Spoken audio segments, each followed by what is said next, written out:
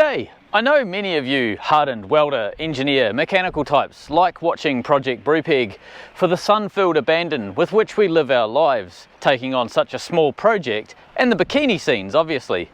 Today's episode is not going to be like that. We're balls deep in the engine. With little money, lots of support, Kiwi ingenuity and good old blood, sweat and tears, we're creating a community expedition and research boat built and run by volunteers from around the world, because life is too short not to fight for your dream. I took a stroll downtown this evening when I heard music echo through the night. The same old songs that I heard the night before. So I started running so I wouldn't be too late. I didn't think that I would ever see your face again, but I was wrong. Yeah, I was wrong.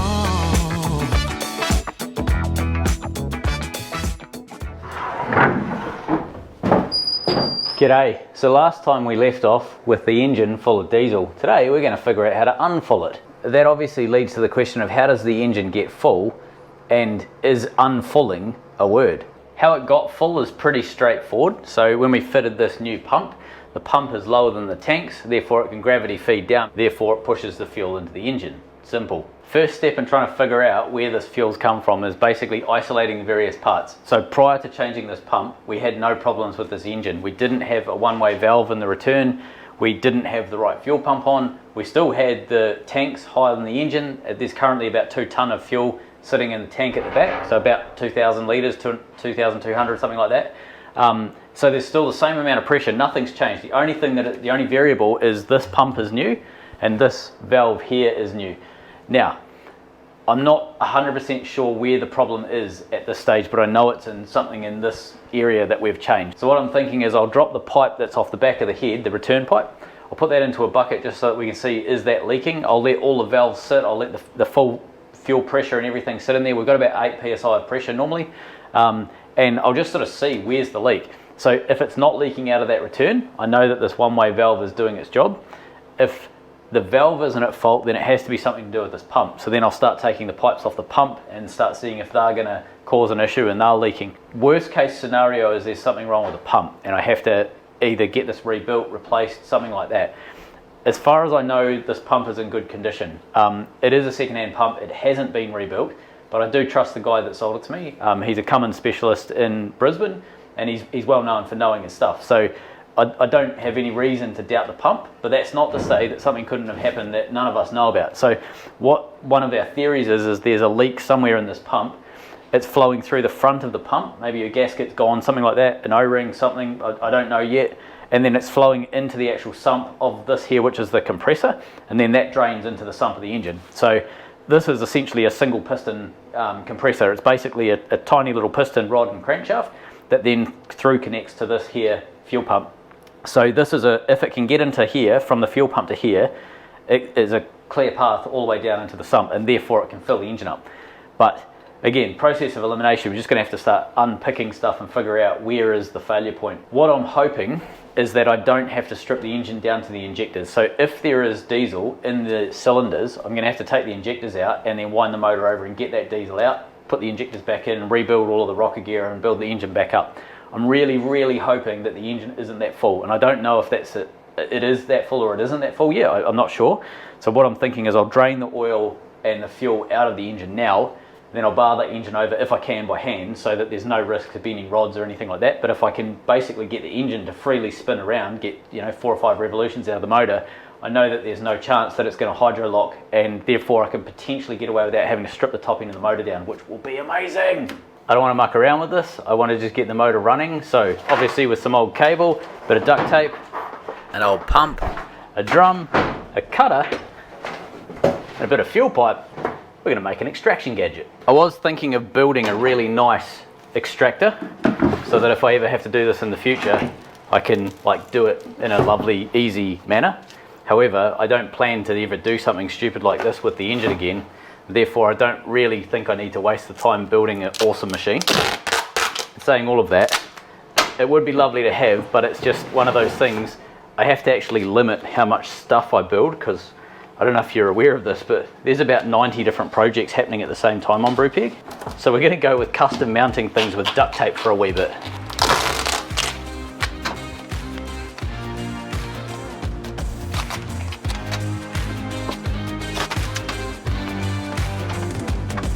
That's dirty enough.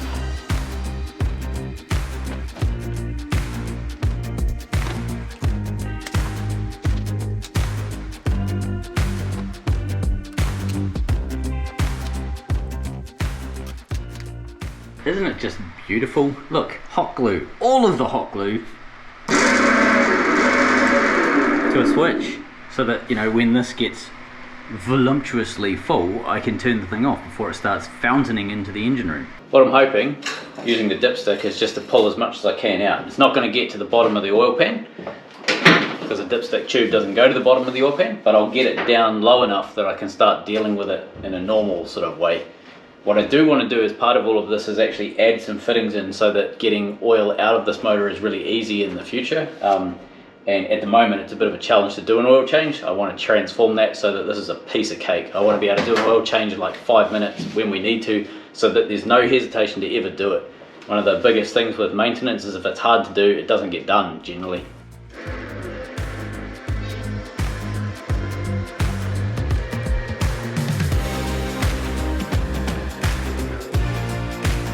Okay, that's getting too hard to hold.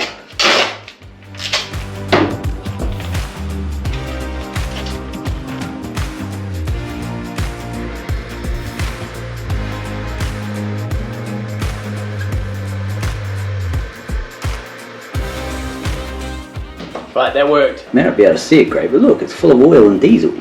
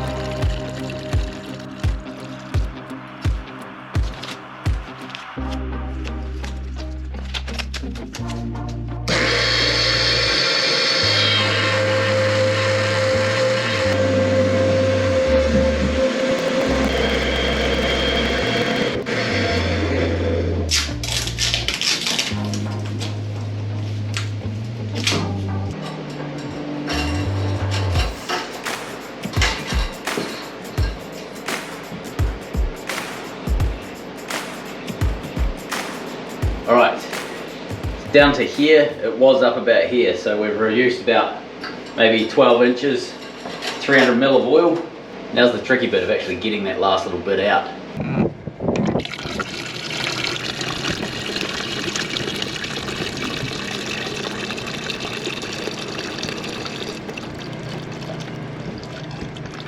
Right, that's the last of the easy oil. You can see that flange where the dipstick goes into the block, or actually into the sump in this case.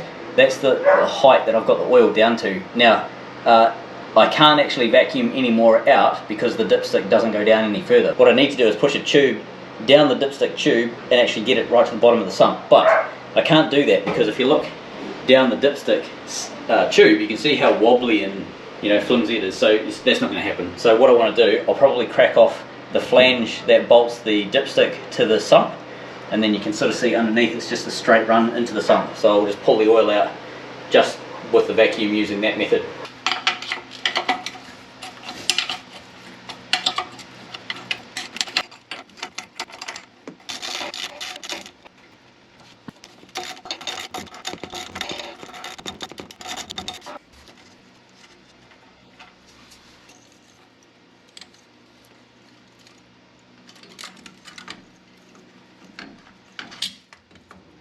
So what you're looking at here is basically the machine face. This is an aluminium sump, and that's just a machine channel all the way through down into the bottom of the sump.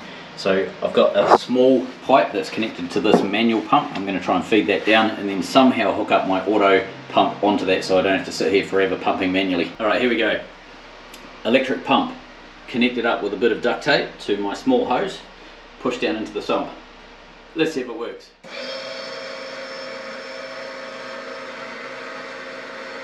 I'm going to go ladder yes.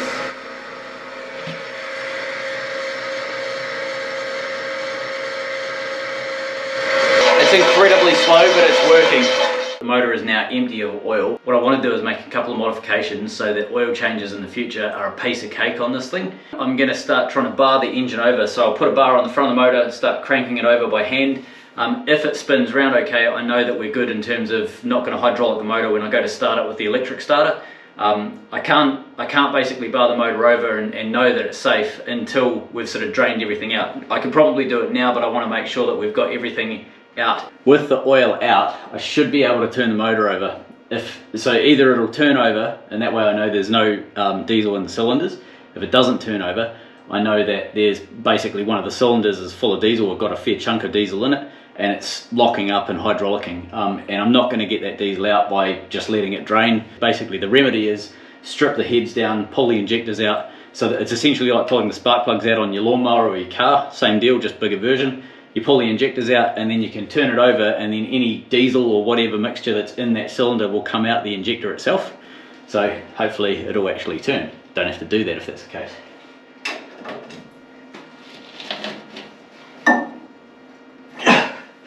Right, we're taking the lid off. Okay, so that's super frustrating, but a few episodes ago you saw us remove the Jake brakes from this top end and put the motor back together with the Jake brakes missing, so that it becomes essentially a marine engine rather than a truck engine. This time we're going further, so we're going to be basically pulling those injectors out.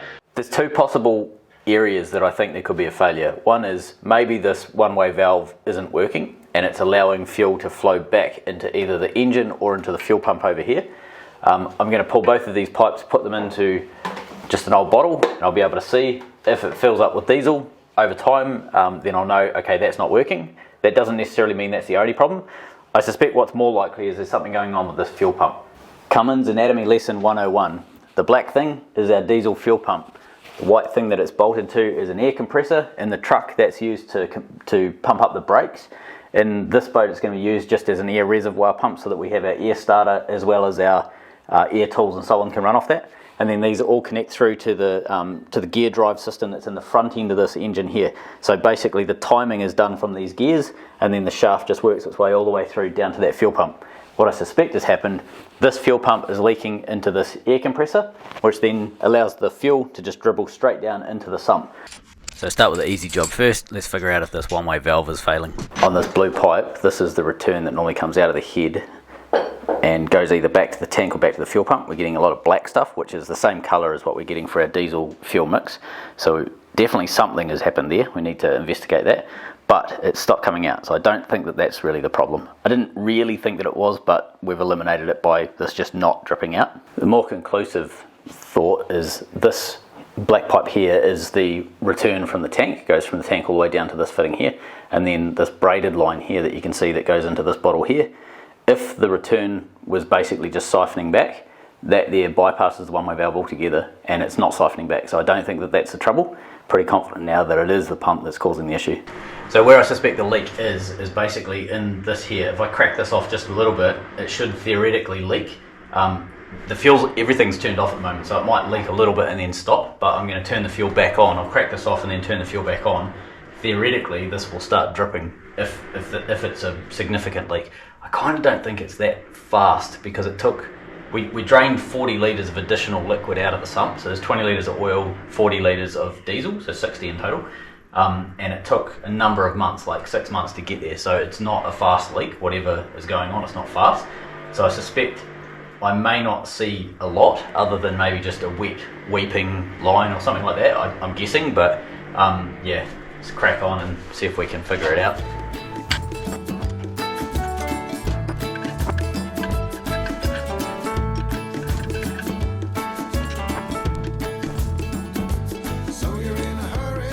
There's not many things that I'll say about Cummins in a negative way.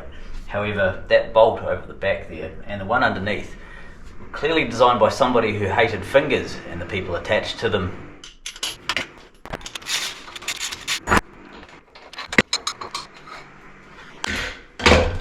Right, now we can get in there. I'm sorry I said anything bad about you Cummins engineers. I didn't realise that you had to take that bracket off before you could pull that last bolt out, and I'm really sorry. I didn't mean anything by it. I take it back, you know. I know some things can't be unsaid, but I do apologise. I really am sorry. Please don't hate me. No, I take that back. You still can't get the spanner in there. Here's my plan. Normally there's probably a special service tool for this, and I've rung 4 different part suppliers around town, and nobody has swivel head spanners, which is what I need to get this off. So I'm going to build my own custom non-swiveling head right angle spanner out of one of the ones that does fit out of my set, and I'll replace that later. But I'm going to cut this, bend it on a 90-degree angle, weld it back up, and hopefully that's going to be my service tool. So you're in a hurry, well you better calm down. We're all friends around you, just join the fun. 'Cause if you're in a hurry, you're missing the point. My thought was to delicately and gently cut a V and then bend it ever so slightly in the vise, and I did, and then this happened. Oh well, we've got a 2-piece tool. I'll just glue it back together. So I have no idea what this is actually made out of. It says chrome vanadium on it, but I don't know what that means in terms of what it's like to weld. So I'm using 309 wire because it's kind of a join all type wire. You can stick everything together with 309. Because I want this to last, I'm purging it with argon. I'm flicking the trigger every now and again just to make that argon continue flowing. Now that the hot glue's dried on my new special service tool, will it even work? Oh, you absolute champion. You champion. It's one of those bolts that I can get like a quarter of a turn out of every one, but that's a quarter more than I had before. Okay, before I get carried away, I've got to get rid of this guy.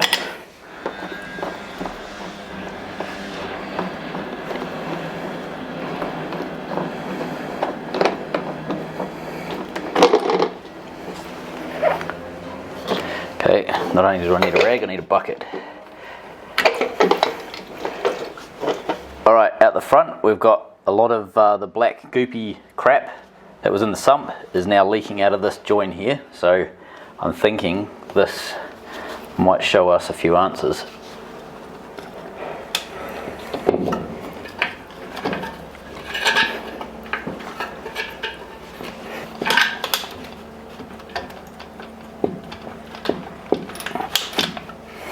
This is the front of the fuel pump. This is what bolts to the compressor. You can see a lot of, dampness around here, and I'm not 100% certain yet if it's actually leaking from this pump. I need to do some sort of pressurization of that fuel system to see if it is the seals.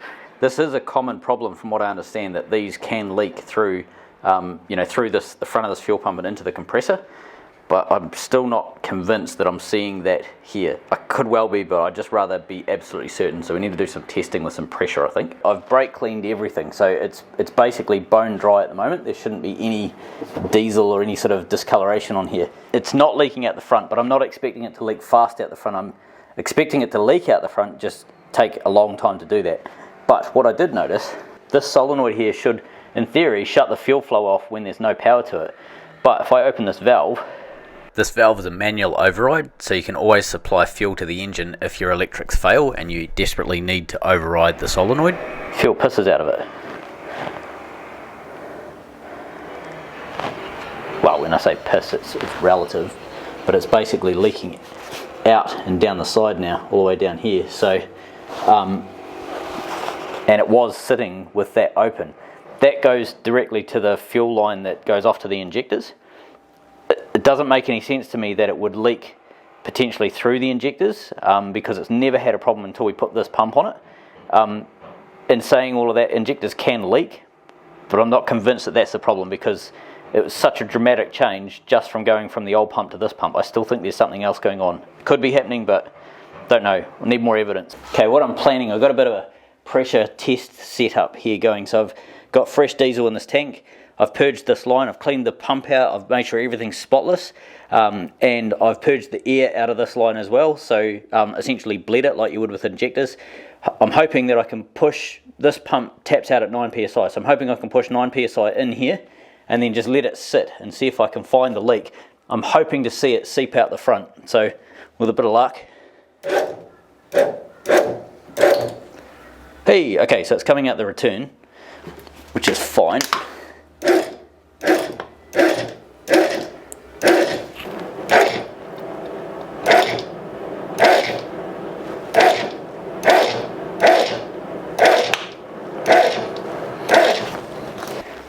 Right, so when it over pressurizes, it's dribbling out there, which is all good.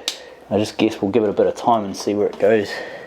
I don't want to see that diesel, so just going to mop that up. I've got a white container so that I can sort of learn where the diesel's leaking from. I think we're good. I don't need to know about the return, that's fine. I need to know about that front, if anything. What I'm hoping to see is down in this area here if there's any leaks. So if it starts to dribble out that front and drop into that white pan, then I know the seals are not holding on the front. I've already spoken to the fuel pump guy, and it's going to be $2,000 to rebuild this. We have to replace the seals. I was really hoping that I'd find something really obvious, like a complete smoking gun, big leak and something, you know, seal blowing out, something that would be black and white. That's the problem. I haven't found that. So next step is basically get the specialists in. Diesel fuel pumps are, people that work on diesel fuel pumps are a breed of their own. They're a really specialist piece of equipment. They're pretty simple how they work, but they're really, really precise, and most workshops don't have the gear to do it. So there's specific shops that deal only in diesel injection pumps and injectors. They're both sort of similar. So it's time, I think, to send the pump off to an injection shop and get them to pull it apart, figure out what's going on, and then rebuild it with new parts. It's $2,000 to do that on this pump, which is a lot of money, but we'll know where we're at the end of it. So I don't know how long it's going to take us to get this done given the price. It wasn't something that we were expecting to be doing. This whole project's run on a shoestring, so we're going to have to probably save up to make sure that this pump gets done and then get it rebuilt and put back on. In the meantime, I need to strip the engine down and take the injectors out. So now, in an ideal world, you'd rebuild the injectors while you've got them out. So it's about $200 to $250 per injector.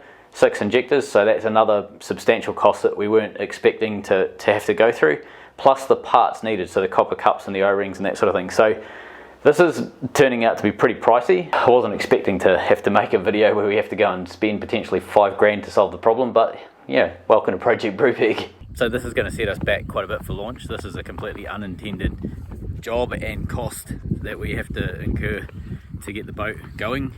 But there's absolutely no way of avoiding this, like the engine has to be in great condition. It's the heart and soul of Brupeg, and eventually we were going to rebuild this engine and rebuild the fuel pump and the injectors. It's kind of just forced us to have to do that a hell of a lot faster than what we were ever anticipating, which is a real pain because I really wanted to get the boat in the water, and it's not going to happen on the timeline that we thought. It's so frustrating, but we can't avoid this delay that's happened and everything. And yeah, so anyway, fuel pump needs to be done. It's a new day and we have a new theory on the fuel pump. So I couldn't find any smoking guns yesterday, and I wasn't 100% convinced that I was seeing a faulty pump. However, what I did see on the pump was the fuel solenoid was leaking, weeping ever so slightly. The screw was pulled in slightly, and that's a manual override, so if you ever lose power you can basically feed fuel to your engine, crash start it down a hill, and you can drive home with absolutely no electrics whatsoever. However, if you have leaking injectors, or there's some way that the fuel can get out of the system and that little screw valve is open, theoretically it can leak into the cylinders. And I think that's what's happened. So we came to this conclusion yesterday. Daniel and me were sort of working through it, and we sort of thought that that's the only thing that I could find that didn't sit right with me. And Daniel and I sort of decided that was definitely worth investigating. And then lo and behold, Adrian got hold of Jess overnight and pretty much came up with the same conclusion independent of us. And so we're getting more and more confident that we think that's going to be the case. I spoke to 2 different fuel shops about it, and they said it's worth investigating, and probably don't rebuild the pump just yet. Let's just check that bit first. I also watched a video of a guy in somewhere in America. He had a heavily southern accent, pulling injectors and basically going through the same sort of thing. So I'm getting more and more confident that that's what is the issue. So today's job is basically pull the injectors out, put the pump back on, take the injectors into town and hopefully get them pressure tested to see what sort of condition they're at.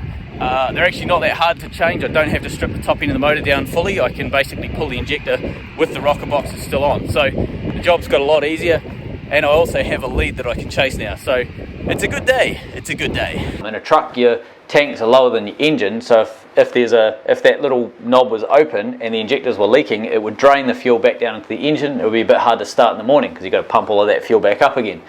With us, it's the other way around. Because the engine is lower than the tank tries to drain all of the fuel into the engine, and it's got a path to go via that solenoid, via the fuel injector line, and then if there's a leaky injector, into a cylinder, then into the sump. I think that's what's happened. I think I have a leaky injector somewhere. I don't know which one. We're going to pull them all out and I'll get them checked, but I'm fairly confident that that's the problem. Alright, I need to do a rapid strip down of this motor so I can get these injectors away today. Hopefully I'll be able to make the post. Now what I need to do is get rid of this grey crossover pipe, this aluminium pipe that goes from the turbo to the aftercooler or intercooler. More people probably know them as intercoolers, but Cummins call them an aftercooler. I then need to take off the tops of each cylinder, so the tappet cover on each cylinder. Underneath that I'll see the 3 rockers per cylinder, so one for exhaust valves, one for intake valves, and one for the injector. So the middle one is always the injector.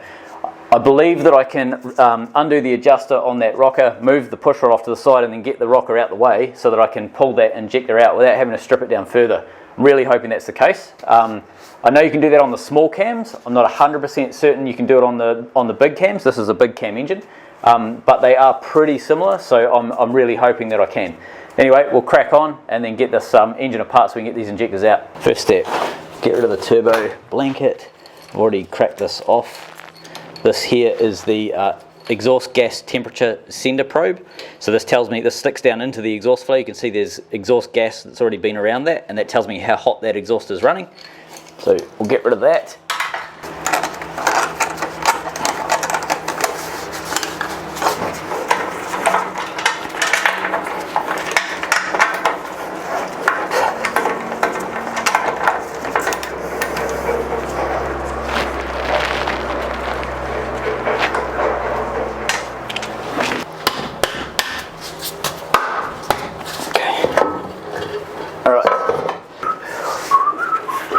I hate picking stuff out of turbos as much as the next chap, so I've made a little turbo cozy using some duct tape, and then also cover the intercooler up. Now we can start ripping the motor apart.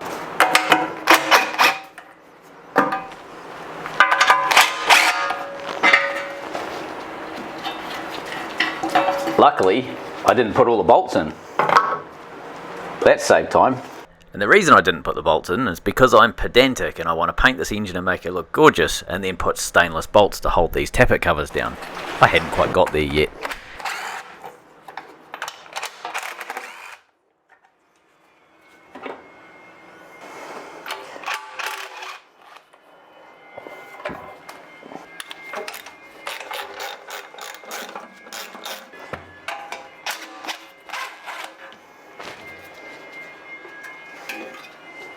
Alrighty, who's a pretty motor? Last episode there was a couple of comments about people getting OCD frustrated about me calling this Cummins a motor and not an engine. That must have been very hard for you. Alright, so this is the rocker gear on a Cummins. You've got 3 rockers per cylinder, so there's a cylinder there and a cylinder there. These 2 control the valves, so we've got these 2 here, and then this larger one controls the injectors. The injector takes a lot more force, that's why this is a lot more beefier than these guys here. Now, so each pair of cylinders has a cylinder head. The outside 2 valves, it's a 4 valve per cylinder motor, the outside 2 valves are exhaust, the inside 2 valves are a common inlet, so it comes in from this side over here, basically flows through and into these valves here, and then goes down into the cylinders, and then exhausts out these 2 valves here and goes off to the exhaust channel over on this side here. Now, what I'm believing I can do is crack off this adjuster here and then wind it as far out as I can, and then drop it down, move the push rod off to one side, and then lift this right the way up, and that gives me access to the injectors, which are located directly underneath this part of the rocker here.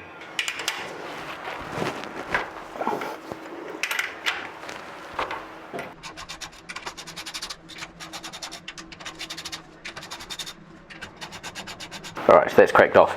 Now, we need to move the engine into its firing sequence so that we can pull these off in a specific order. Okay, I just realised an issue here is that I can't turn this engine. It's hydrolocked, so one cylinder, one or more cylinders is full of diesel, and therefore the piston won't move and compress that diesel, so I can't physically spin the engine over. The trouble is that you need to be able to pull these injectors off in order. So you use the firing sequence to figure out which injector you're going to be opening and, you know, removing and so on. I need the engine spinning to be able to do that. That's not possible. So I think we'll just have to press on and see how many we can get off. I don't know how successful that's going to be, but once we've got the injectors out, we can then, if we can get all of them out, then we can empty it and we can spin the motor and everything goes back to normal. So the challenge is basically seeing if we can unhydrolock this engine whilst we can't turn the damn thing. So, alright, press on. Okay, so number one is firing. I can tell that because when I undo this, you can see the lever basically rolling back like that. If they're not firing, they're loose like this. You can sort of see that one there's got some tension, loose. So there's a couple that have a bit of tension that we're going to have to work with, but I think we'll be able to get most of these out without too much drama, I believe. Oh, you absolute beauty. So I just wound this out, and as I did that, I saw I should be able to lift that right up. Look at that. So I'll get rid of that so that we can actually get into the engine. The push rod, it fell off to the side, is what I was trying to say. Okay, and that should rotate. You absolute beauty. Perfect view down into the injector. I'll get them all to that stage as much as I can, and then I'll show you what I'm looking at.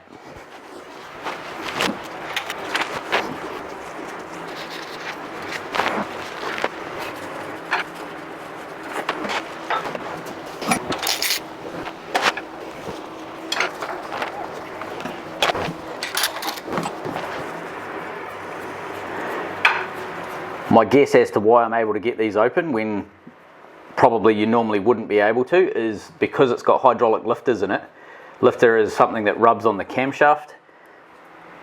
The hydraulic lifter it basically pressurizes with oil pressure and stays solid. When there's no oil pressure, it sort of collapses down, so there's no pressure on things. I suspect that because there's no oil pressure, it's collapsed down and it's allowing me to actually maneuver things. Alright, so this is basically the top of the injector. These are top stop injectors, and you can see this plunger here should come all the way out. That rod there, that's the injector, and this is just an injector rod. These are going to get sent away to get rebuilt, and we should be able to pull those out really easily now without any drama. You can see there's nothing in the way. And then once we get these back, we'll put them back in, we'll reset the clearances for the injectors, and then we'll reset the clearances for the valves. You always want to do the injector first because this thing's got so much load on it that it will bend the shaft slightly. So if you do these first and then that one, you'll find that these will be wrong. They'll be too big. So you need to set the middle rocker first, your fuel injector rocker first, preload the shaft, and then you want to set these guys here. These injectors are held down by 2 bolts each. There's like a retaining cap that kind of goes on them. There's 14 foot-pound of torque on each of these bolts, so there's not a huge amount of torque to crank these down, hold them down. They don't need a lot. But when you put them back in, you need to nip up. Don't go all the way down to 14 pounds. You need to go, say, 4 pounds, 4 pounds, 8, 8, 12, 12, 16, 16. You need to work your way up to the 16 pounds so you know that injector is being driven down as evenly as you can. Doesn't need a huge amount of pressure. That's why you can't just go ripping into it and just crank these down. Likewise, undoing them, I like to be a bit pedantic and do a couple of turns each one and just feel them come off so that I know that they're coming off as even as I can get them. You might be able to get away without doing that, but why risk it? Now these don't have washers to hold them down. It's a completely oiled filled case where they are, completely surrounded by oil, and the torque should be enough to keep them down. So 2 bolts each. Take that cap off.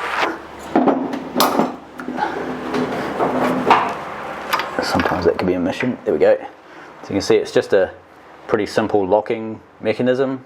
And then these injectors, you do need a bar to sort of pop them out. So once you've undone that holder cage, you need a special service tool or the most useless screwdriver you can possibly imagine. But basically this hooks underneath that injector and pulls it up. Now you're fighting the resistance of the O-rings. There's 3 O-rings that we'll see when I get this injector out, you'll see them.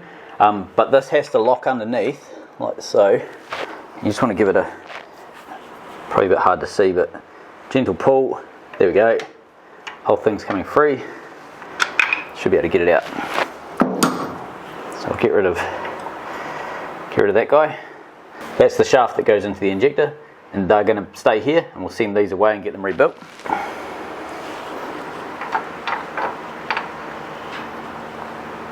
And that's our injector.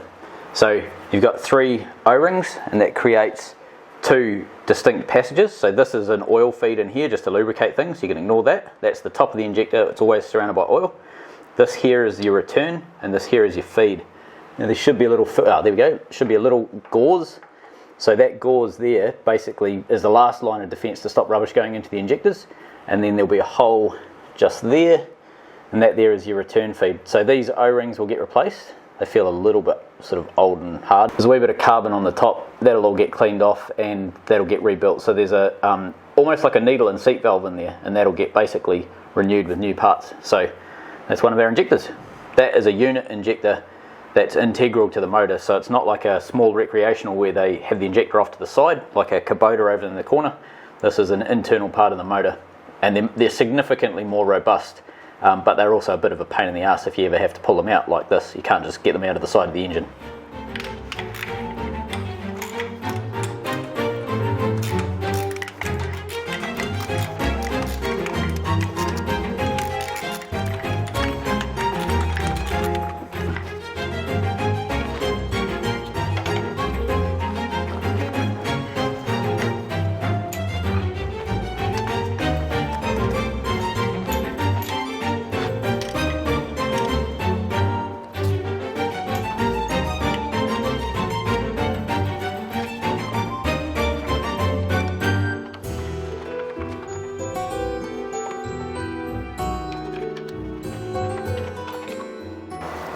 There's a lot of crud and rubbish on that injector. It is the worst injector of the lot. We knew that that was a bad injector, but I'm not seeing anything like O-rings or any splits like that. So you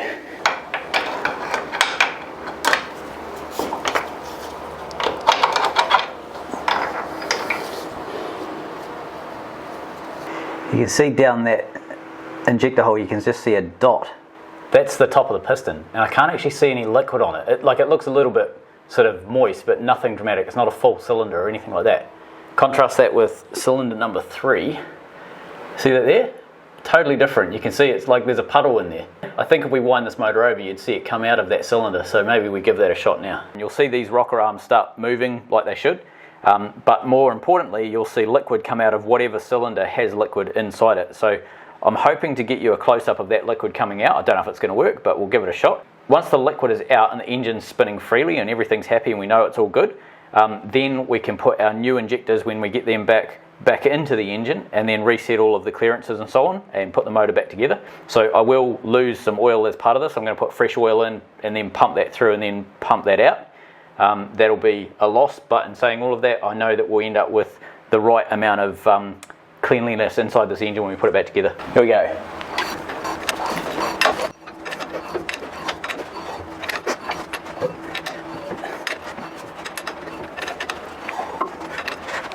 Based on the ferocious winding speed I was achieving by cranking the engine over manually, I don't think I'm going to get the liquid coming out of those cylinders, enough liquid coming out of those cylinders by doing it that way. I think it's going to fill up the injector pocket and then just go straight back down in the cylinder, which is not what we need. So what I'll do is come up with a solution with my shop vac and a little plastic straw, and I'll pop it in there, probably tape a straw onto the shop vac, pop the small plastic hose down into the cylinder and vacuum out whatever's in that cylinder. These pistons have a depression in them. There's like a little bowl inside the piston itself. So I know that there'll be some liquid probably sitting in the low spots of those bowls. And that's why I'm thinking if I can get a plastic straw of some sort and basically vacuum up around the top of that piston, I'll get the last of that liquid out. It doesn't matter if there's an oily residue on top of that piston. When we fire it up, the first couple of revolutions that motor's running, it's going to burn that off and put it down the exhaust. So it's irrelevant. I just have to make sure there's no sloshing diesel in that cylinder. And finally, before I send these off in the post, I'm going to give them a bit of a clean up so they're not disgusting at the other end. Normally I'd say don't do this because you'll get crap in your injector, but because these are getting rebuilt, I don't mind. So bit of diesel inside there, and that essentially replicates what it would be like if you get diesel squirted in from the supply pump. This piston here basically goes down, and then that will pressurize it and it'll come out nozzles here. So watch the spray pattern when I press this. So you've got that sort of jet of fuel coming out in different directions, and that's designed to swirl around inside the chamber, and that's why there's a bowl, a specific shaped bowl inside the pistons. So do that again. So we've got a load of fuel, the plunger comes down and out it goes. The faster you press that, the more of a mist it turns into, and it atomizes it. So there you go. The injectors have now been sent off. It's roughly a 1 week turnaround, so I'll hopefully have those back early next week. However, cylinder number 5. Let's circle back to that one. See you next week.